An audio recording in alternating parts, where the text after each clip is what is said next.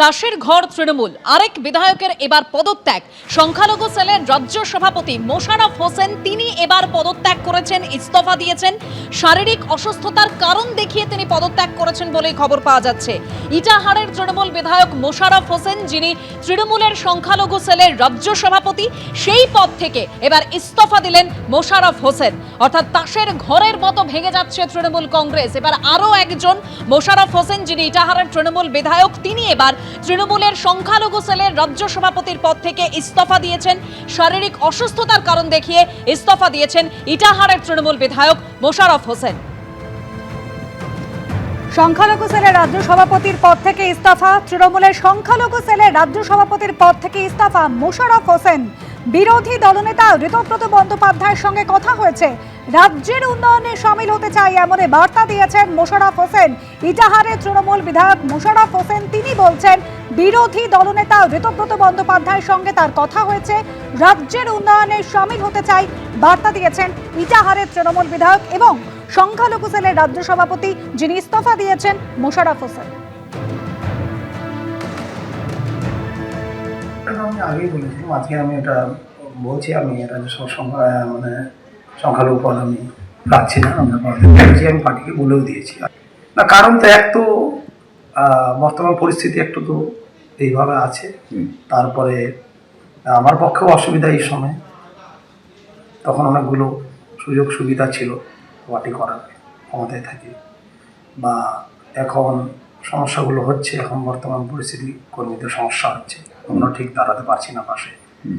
দুই, যে সেহেতু পদ নিয়ে থেকে ভালো না দাঁড়াতে পারলে বর্তমান পরিস্থিতিতে ওদের থাকা না থাকা একই ব্যাপার, সেই জন্য আমি এটা রিজাইন করেছি বা পদ নিই। এখন মানে তৃণমূলে দুটো লবি হয়ে গেছে সরাসরি, একটা কালীঘাট লবি, একটা ঋতব্রত লবি। আপনি কোন লবিতে আছেন? আমি তো এর আগেও বলেছি, আজকেও বলছি, আমি এখন তো আপাতত স্থগিত, মানে নিজে এমনি আছি, ওনার দিকে আমি আপাতত নেই।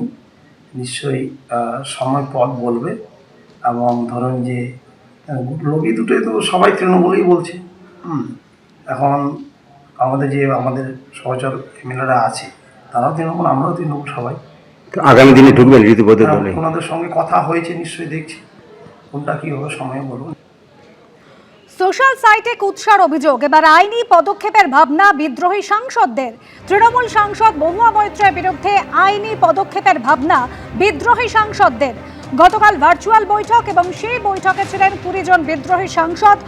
আইনি পদক্ষেপের ভাবনা এই বিদ্রোহী সাংসদদের।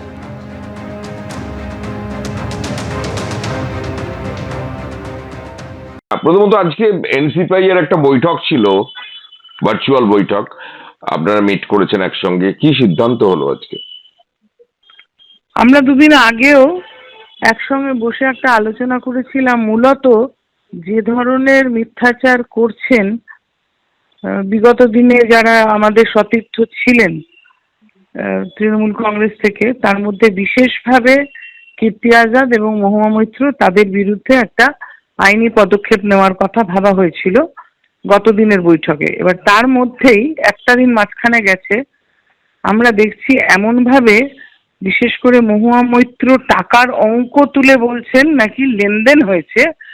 আমরা এর বিরুদ্ধে আজকে একটা ভার্চুয়াল মিটিংয়ে 20 জন মিলে সিদ্ধান্তে এসেছি যে এর এই মিথ্যা কথার বিরুদ্ধে আমরা বিশেষভাবে সংবাদ মাধ্যমের মাধ্যমে, আপনাদের মাধ্যমে জানাতে চাই যে কোনো রকমের আর্থিক লেনদেন হয়নি, এবং উনি যে 4 কোটি তারপরে মাসে মাসে 1 কোটি খবরটা দিচ্ছেন, তার মানে উনি কি কারোর সঙ্গে যোগাযোগে আছেন যারা ওকে এই টাকাটা।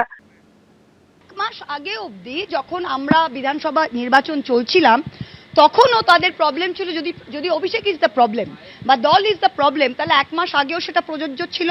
তাহলে এই এমপিগুলো ওই 1 মাস আগে অবধি তারা কিন্তু গলা ফাটিয়ে বাজেট সেশনে ঝগড়া করতো যে আমি বলবো দলের হয়ে। তারা হেলিকপ্টারও করে, আমি প্রচার করেছি রিক্সায় করে, বোলেরো গাড়িতে, হেলিকপ্টারে করে তারা দলের টাকায় প্রচার করেছে। তারা আজকে আমাদের নীতি শেখাবে? কেন আইনত দ্বারস্থ হন না কেন? What is the problem? ABP Ananda, এগিয়ে থাকে, এগিয়ে রাখে।